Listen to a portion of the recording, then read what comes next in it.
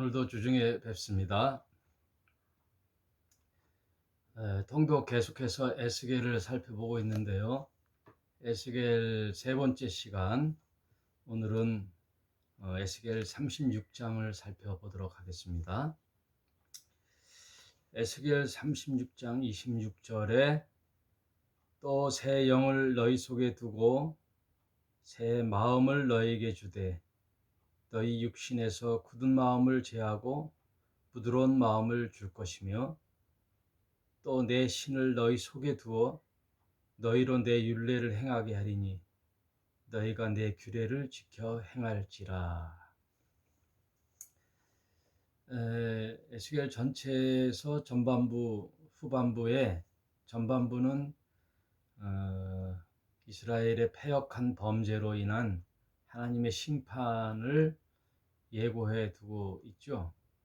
그래서 바벨론 포로로 끌려간 이스라엘 백성에 대하여 1차, 2차 포로로 끌려가는 그들에게 예루살렘이 아직 완전히 함락되기 전 예루살렘에 남아 예언했던 선지자는 예레미야 선지자고요. 포로로 끌려가서 바벨론에서 하나님의 말씀을 전한 선지자는 다니엘과 에스겔이라고 지난 시간에 살펴봤죠.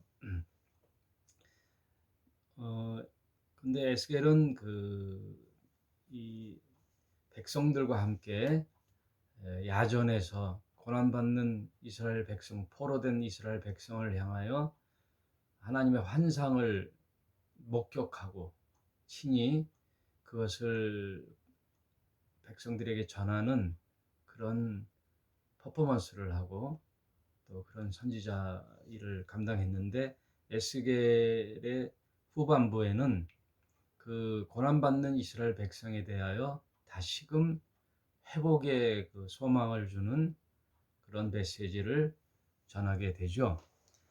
그래서 후반부의 테마를 보면은 곧 70년 후에 이스라엘의 귀환에 대한 예언이 되어 있고요. 그 다음 37장에 보면 그 마른 뼈들의 환상을 보게 되죠. 그 마른 뼈는 이스라엘의 상황을 좀 설명하고 있는데, 그런 마른 뼈들이 다시 생기를 얻어서 다시 회복되는 그런 이상을 37장에서 기록하고 있고, 또 성전에 관한 환상이 또 성전에서 흘러나온 물이 점점점 흘러가 온 이스라엘 전역을, 그리고 그 지역을 다 덮는 엄청난 환상을 또 보고, 후에는 또 하나님 나라에 대한 예언을 하게 되는데, 그 하나님의 나라에 대한 것은 먼 훗날 완전히 이스라엘이 회복되는 예수 재림의 나라, 그 나라의 예언들을 구약 곳곳에 묵시문학에는 살펴보고 있어요. 다니엘, 에스겔, 예레미야, 이사야 보면은 예수의 재림의 나라, 그 회복을 우리에게 보여주고 있는데, 오늘 살펴볼 말은 구약의 내용들은 다 장차 이루어질 신약에 대한 예언이라고 그랬잖아요. 그런데 구약을 우리가 살펴볼 때 구약을 통해서 무엇을 배울 것인가? 그것은 인간의 범죄에 대한 불가항력적인 고발. 결국은 인간은 탐욕과 범죄로 인하여 구제해야 할 수 없는 그런 상황에 이르는 그런 실패의 결과를 보게 하는, 말하자면 예고책이죠. 구약을 살펴보면 모든 구약의 선지자들이 말한 그것은 이스라엘에 대한 불신앙, 이스라엘의 불신앙을 통하여 오늘날 우리 신자들이 배워야 할 것은 인간의 범죄에 대하여 교훈을 얻는 거죠. 예. 결론으로서 인간은 탐욕과 우상 숭배와 물질 숭배로 하나님의 심판을 받게 되는데, 이것은 결국 인간의 힘으로는 해결할 수 없음을, 즉 율법으로는 해결할 수 없음을 낱낱이 적시해 놓은 것이 구약 성경이죠. 인간으로서는 할 수 없는 거죠. 그래서 구약을 통하여 어디로 가느냐? 우리의 시선은 신약의 예수 그리스도의 은혜로 가게 하는 통로가 되는 거죠. 구약은 하나님의 은혜를 보게 하는 인간의 범죄에 대해서 낱낱이 우리에게 알려주는 교훈이 되는 거죠. 그래서 율법은 은혜로 가게 하는 통로다. 그래서 성경의 그 신약의 결론은 의인은 없나니 하나도 없다는 거죠. 모든 인간은 한 사람도 예외 없이 범죄함으로 하나님의 영광에 이르지 못함으로 예수 그리스도의 은혜로 가게 하는 통로다. 그 얘기예요. 은혜로 가게 하는 동기부여. 그래서 하나님께서는 친히 그 죄를 감당하게 되는 그 하나님의 아들이 이 땅에 친히 오셔서 그 죄를 감당하게 하는 거죠. 그 역시 이제 구원도 은혜요. 구원받은 이후의 삶도 은혜요. 죄를 이기는 힘도 은혜요. 성화의 과정도 인간의 노력이 아니라 하나님의 은혜예요. 그러니까 모든 것이 하나님의 은혜죠. 그리고 행위의 주체자는 우리 인간이고요.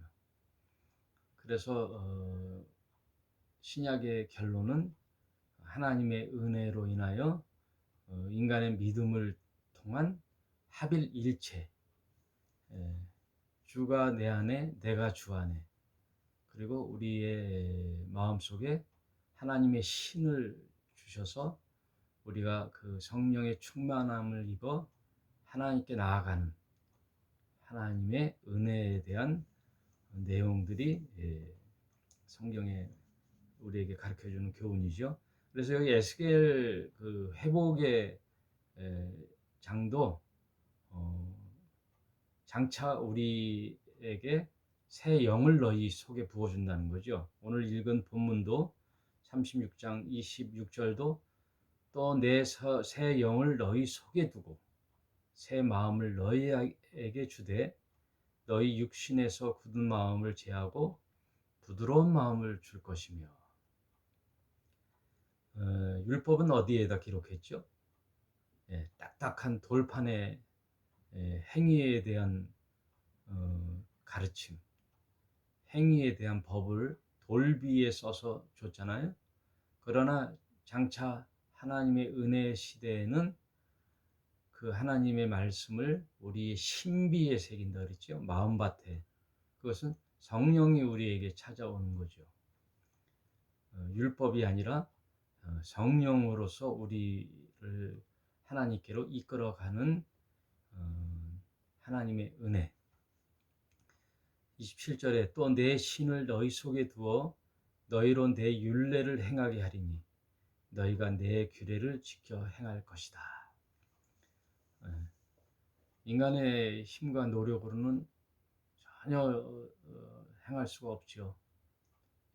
하나님께서 함께 하셔야 돼요.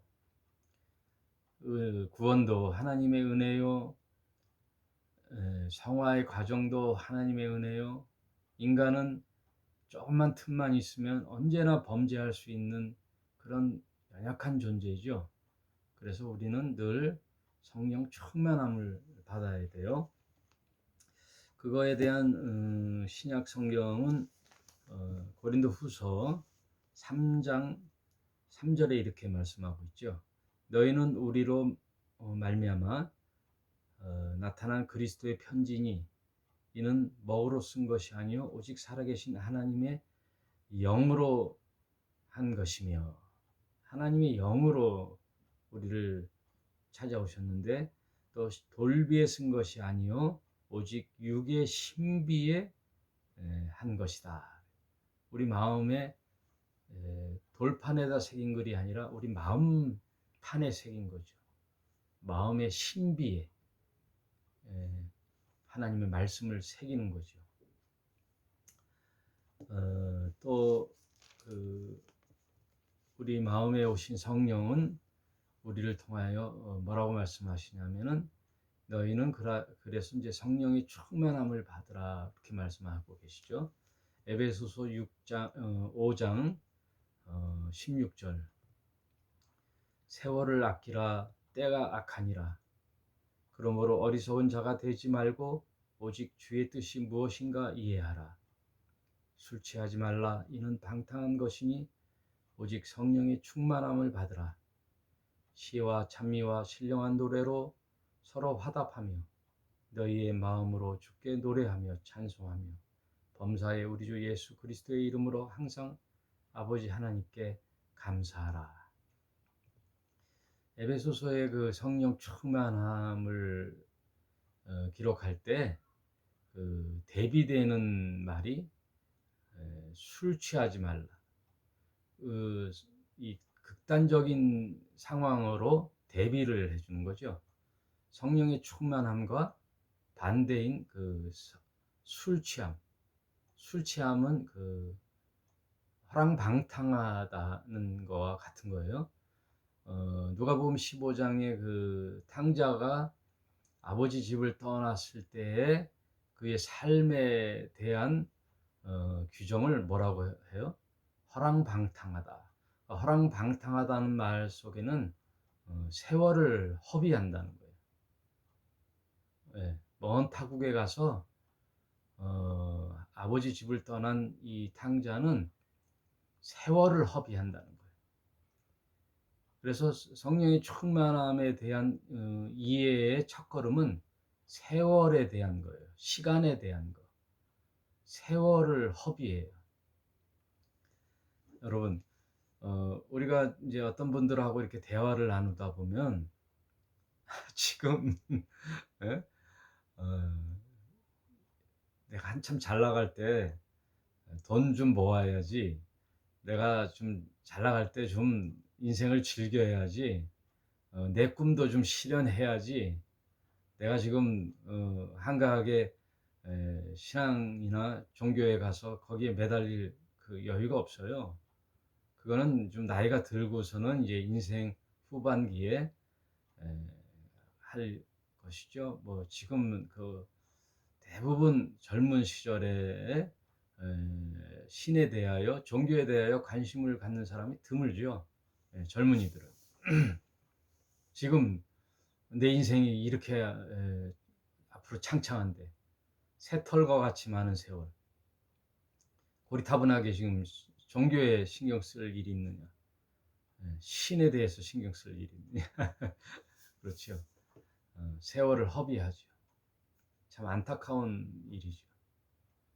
저도 그런 시간을 보내본 장본인으로서 참 세월을 허비한 게 안타깝죠. 안타깝죠. 그래서 여기 에베소서에 얘기하는 성령 충만함은 세월을 아끼라는 거예요. 가장 좋은 정신에, 가장 인생의 아름다운 시기에 창조주를 기억하고 진리에 매진하고, 그리고 하나님의 은혜를 알고 성령의 충만함을 받는 그 인생처럼 아름다운 인생이 없죠. 여러분 가만히 생각해 보면 예수님도 목수 일을 하다가 하나님의 소명을 이제 시간이 되어 공생애를 시작한 나이가 청년의 시대예요. 예수 나이 30세 때 모든 진리에 대해 간파하잖아요. 모든 율사들과 랍비들과 잘 나가는 모든 유대의 학자들하고도 변론을 하는 거잖아요. 유대 랍비들 다 서기관들하고도 그의 나이 30세 때 하늘의 진리에 대해서 변론하죠. 그랬을 때 마태복음 5장에 뭐라고 6장 끝머리에 뭐라 그래요? 이 자는 그 어느 누구 서기관과 같지 않다. 유대인들이 예수의 말을 듣고 다 놀래는 거죠. 다 놀래는데 왜 놀래느냐? 일반 유대 랍비나 서기관들의 말과 다르다 이거예요. 그는 권위가 있다. 그는 권위가 있다. 살펴볼까요? 마태복음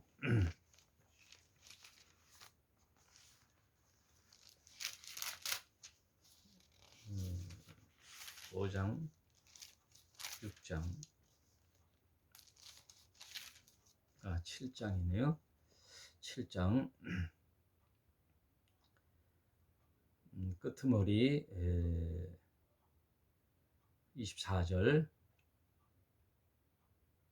그러므로 누구든지 나의 이 말을 듣고 행하는 자는 그 집을 반석 위에 지은 지혜로운 사람 같으리니 비가 내리고 창수가 나고 바람이 불어 그 집에 부딪히되 무너지지 아니하나니 이는 주초를 반석 위에 놓은 연고요 나의 이 말을 듣고 행치 아니하는 자는 그 집을 모래 위에 지은 어리석은 사람 같으리니 비가 내리고 창수가 나고 바람이 불어 그 집에 부딪힘에 무너져 그 무너짐이 심하니라. 예수께서 이 말씀을 마침에 무리들이 그 가르침에 놀래니 이는 그 가르치는 것이 권세 있는 자와 같고 저희 서기관들과 같지 아니함이로라. 그때 그 당시 유대의 모든 종교 지도자들 같지 않다는 거죠. 예수의 말에는 뭔가 권위가 있고 또 유대 랍비나 서기관 같지 않은 뭔가 독특한 가르침이 진리가 있다라는 거예요. 그의 나이 30세 때. 여러분 우리가 하나님 말씀을 깨닫고 진정으로 내가 신앙의 길을 들어선다고 할 때에는 기존 교회에서 얘기하던 모든 내용들을 그냥 비판 없이 다 받아들이는 게 아니라 곰곰이 생각해 봐야 돼요. 곰곰이 생각해 봐야 되죠. 많은 목사님들이 했던 얘기들, 그들의 말에 정말 예수의 말과 다름이 없는가 성경을 살펴보는 거죠. 그래서 제 생각에는 어떤 목사의 말보다 내가 하나님 말씀이 성경을 통하여 확인해 봐야 돼요. 성경의 말씀을 아주 씹고 생각하고 생각해서 한번 그 진리에 아주 숨어 있는 뜻을 한번 고민을 해봐야 돼요. 지금은 뭐 TV를 틀어도 손쉽게 기독교 방송을 통하여 많은 목사님들의 말을 들을 수 있고 유튜브를 통하여도 아주 수없이 쏟아지는 교회들의 목사님들의 얘기들을 뭐 듣기도 들어야 되겠지만 결국은 어떻게 해야 돼요?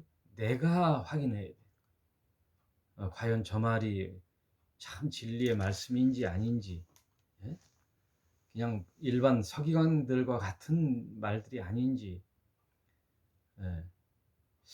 내가 봐도 저 상식적으로는 저 말이 맞지가 않은데 목사님들은 저렇게 말하네. 여러분, 교회가 담임 목사가 평생 교회를 읽었다고 해서 그 아들에게 넘겨서 세습하는 거? 그게 상식적으로 맞아요, 안 맞아요? 안 맞잖아요. 그런 교회 목사의 말에 어떻게 신뢰를 할 수 있겠어요, 여러분. 그리고 대형교회 목사들, 예? 저기 서초동에 있는 교회 11조를 안 내는 신도는 공의회 회의에 참석할 수 없다. 왜? 그 신자의 도리를 안 하고, 그러므로 우리 교회 일원으로 인정할 수 없다. 그게 과연 납득이 돼요? 안 되잖아요. 이제 그런 것들을 이제 살펴보는 거죠. 그리고 교회 가면 막 광신도 쪽으로 막 개성을 지르고 그런 것들을 살펴보면서 과연 예수가 말하는 진리의 말씀은 뭔가, 예수가 실현하고자 했던 진리와 구원의 말씀은 과연 지금 일반 방송에서 말하는 목사님들의 말과 같은가? 한번 살펴봐야 되는 거죠. 살펴봐야 돼요. 남녀가 만나서 이제 중매나 소개팅을 통해서 소개를 받았어요. 그런데 소개해주는 사람이 뭐 그 남자하고 그 여자의 속을 들여다봤어요? 24시간 같이 생활해 봤나요? 모르잖아요. 그냥 일반적으로 무난하다 해서 소개를 해줬으면 그 소개받은 사람이 이제 계속 교제를 하면서 살펴봐야죠. 저 사람이 어떤가? 시간 약속은 잘 지키는가? 저 사람의 그 사고방식이 뭔가? 가치관이 뭔가? 이 사람은 뭘 꿈꾸고 사는가? 이 사람의 취향은 뭔가? 이런 걸 이제 살펴보고 내 인생의 반려자로서의 합당한가를 내가 결정을 해서, 내가 살펴보아서 결정을 해서 시간을 두고 교제를 통하여 그 사람을 확인한 후에 반려자로 결혼을 할 것인지 말 것인지 정하는 건 내가 정하는 거잖아요. 그러니 무슨 말을 하는 거냐면 교회를 가서 목사님이 한다고 무조건 아멘 하라는 뜻이 아니에요. 방송이나 유튜브를 통해서 하는 모든 목사님 말에 그런가 보다 하고 하는 게 아니라 면밀히 살펴보라는 거예요. 저 말이 맞는지, 저 목사님이 바른 말을 하는지, 성경에 있는 말을 하는지 살펴보라는 거예요. 살펴보는 거예요. 그리고 참고는 하되 내가 친히 성경을 들여다보면서 읽고 생각하고 이거에 대해서 어떤 목사님 뭐라고 하는가를 살펴보는데 그 말에 다 동의하지 말고 한번 꼭 씹어보라는 거예요. 한번 생각해 보라는 거예요. 이게 굉장히 중요한 거죠. 여러분, 내가 집을 만약에 1억이나 2억의 큰 돈을 들여서 산다면 복덕방 말만 듣고 무턱 사나요? 안 사잖아요. 주위를 살펴보고 그 아파트의 그 내용을 한번 살펴보고 세밀히 살펴보고 또 등기부에 가서 등기 상황은 어떻게 돼 있나, 담보는 은행권에 뭐 융자는 안 받았나, 그런 거 다 살펴보잖아요. 그리고 역세권인가 아닌가 한번 살펴보고 교육 환경이 어떤가 살펴보고 집 한 채를 사더라도 그러는 거예요. 근데 이 문제는 무슨 문제예요? 종교에 관한 문제, 이 신앙에 관한 것, 생명에 관한 거잖아요. 구원이냐? 내가 구원을 받지 못하느냐? 육이 아니라 영에 대한 영생이 달려있는 문제잖아요. 예. 그거에 관심 없다면은 뭐 입문할 필요도 없고 종교고 나발이고 뭐 구원이고 나는 그냥 이 세상 잘 먹고 잘 살다 이 세상이 끝이니 나는 그런데 관심 없어요 하면은 뭐 변론조차 할 건덕지가 없고 이 세상은 뭔가 영적인 세계가 있을 것이다. 신의 존재가 있을 것이다. 그럼 내가 종교를 선택할 때 어떤 종교를 선택할 것인가? 내가 성경이란 것을 통하여 예수라는 분이 계시는데 예수라는 이름으로 가르치는 종교도 많잖아요. 카톨릭이 있을 것이고 개신교가 있을 것이고 동방정교회가 있을 것이고 또 많은 종파들이 있잖아요. 거기에 과연 바른 진리를 전하는 종파는 무엇인가? 그걸 살펴보는 거죠. 이게 굉장히 중요한 거예요. 왜? 영적인 것이고 생명에 관한 것이기 때문에. 우리가 80년, 90년 살다 없어지는 육의 삶도 참 소중히 생각해서 결정을 하는데, 영원한 것을 얘기하는, 영생을 담보로 얘기하는 신앙의 문제에 관해서는 우리가 굉장히 소홀히 대하는 경우가 많아요. 그냥 목사님 말만 듣고 친구 말만 듣고 주위의 평판만 듣고 그냥 결정하는 경우가 많거든요. 그것을 주의하라는 거예요. 성경을 통하여 저 목사의 말에는 참 신뢰할 만한 게 있다 하면은 일단 그분의 말씀을 숙지를 하되 결국은 내가 확인해야 된다. 그 말씀을 전하면서 오늘 에스겔 36장 내 마음에 성령을 부어주어 내 마음을 새롭게 할 것이고, 이것은 그 당시의 예언이 아니라 장차 이스라엘의 회복과 신약 시대에 한 목자가 하나님이 한 목자를 보내주신다 그랬잖아요. 그 목자는 우리에게 성령을 부어주어 하나님의 나라를 확연히 알게 하시고 영생의 길을 인도하시는, 그래서 이 세상을 하나님의 나라로 회복시키는 그 길을 예언해 주는 걸 한번 살펴보았습니다. 여러분, 오늘 말씀을 통하여 아무리 인간이 지혜롭고 똑똑해도 하나님의 진리의 말씀, 영적인 것은 영으로 하라는 거죠. 그래서 성령의 충만함을 받으라는 거죠. 성령의 충만함을 받으라.